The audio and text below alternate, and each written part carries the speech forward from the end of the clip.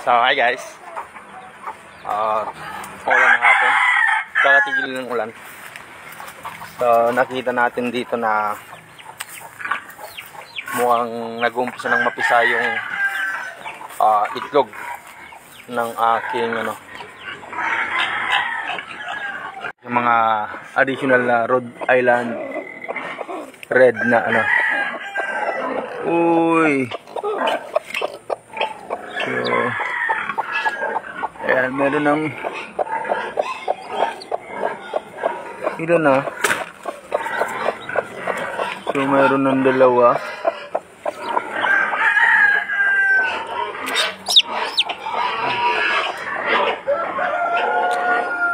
So, mukhang mahirapan na tong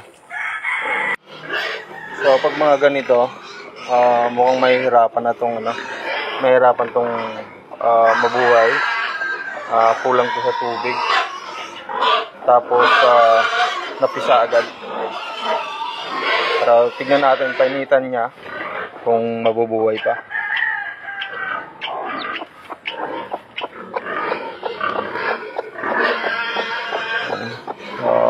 Dalawa pa lang pala yung So sana madagdagan pa. So pinakamarami na nitong napipisa ay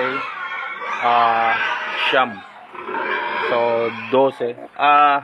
Native to. Ayan, tapos yung itlog ay itlog ng Rhode Island Red.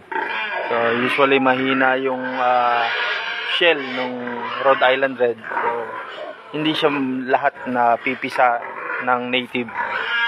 So okay na yun, magkaroon tayo dito ng 5-6 dagdag na sa aking mga alaga.